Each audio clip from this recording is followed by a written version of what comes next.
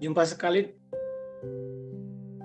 lagi dalam SLM Saat Teduh 5 menit. Hari ini kita akan bersama-sama merenungkan satu tema Saat Teduh kita, luka mencabik tubuhmu akibat dosaku.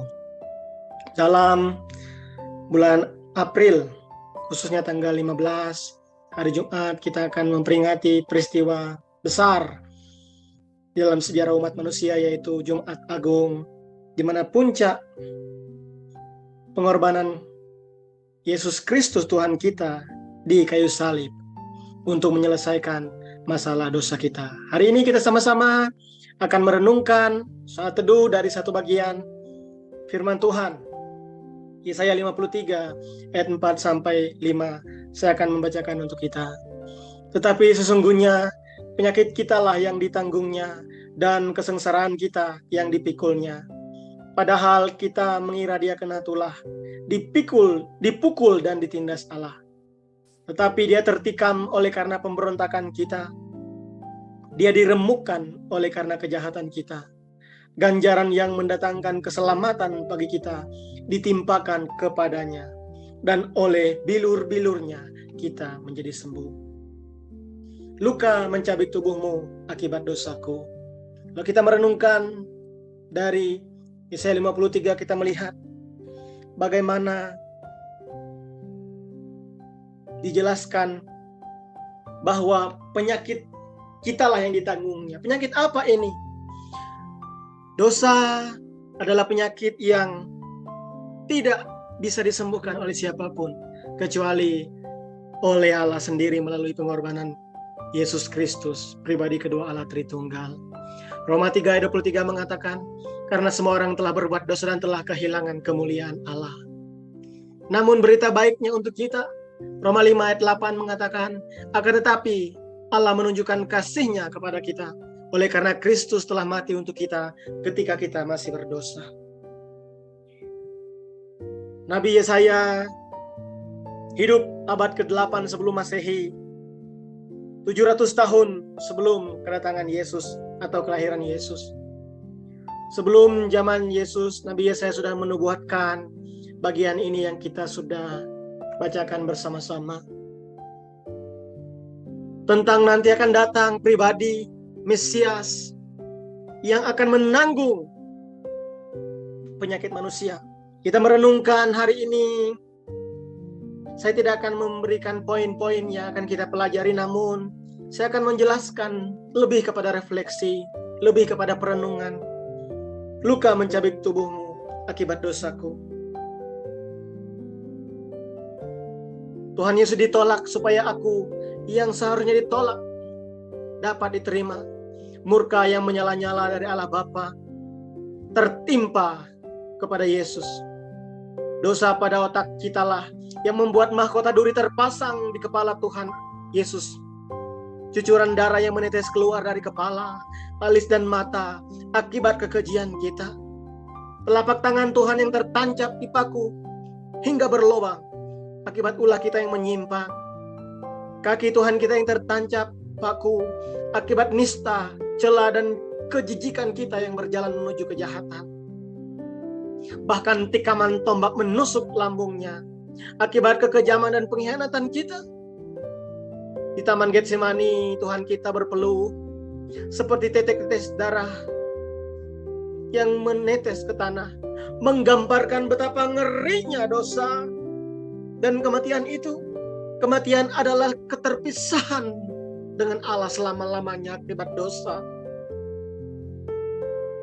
Kita yang seharusnya di sana, namun raga Tuhan Allah yang menggantikan kita. Murka dari Sang Bapa, Tuhan terima dengan lapang dada.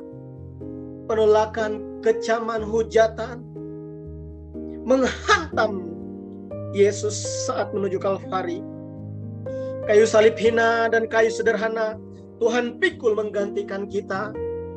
Menyusuri jalan Via Dolorosa, jalan menuju kematian itu.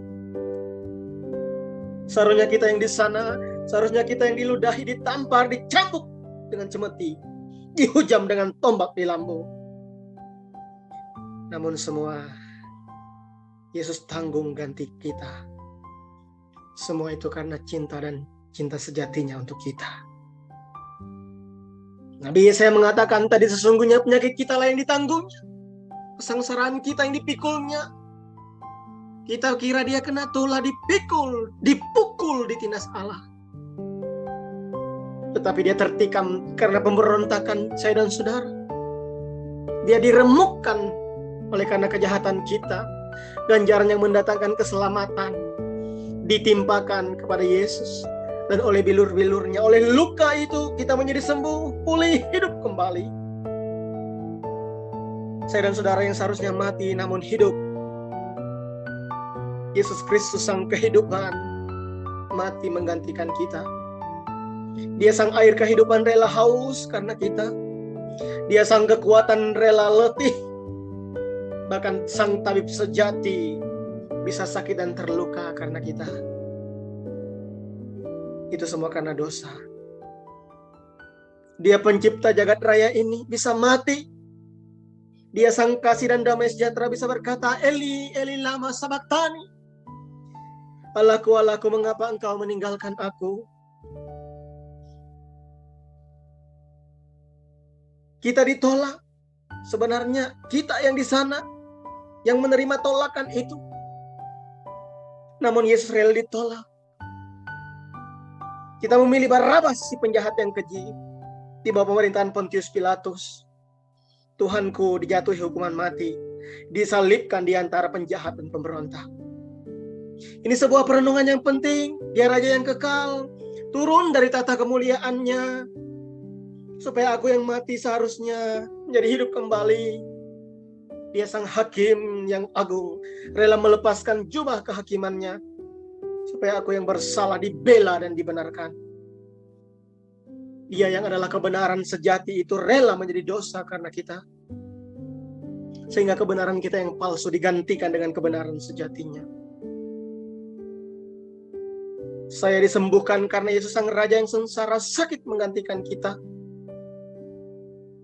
Saya dan saudara dibebaskan karena Yesus sang Raja menjalani hukuman menggantikan kita.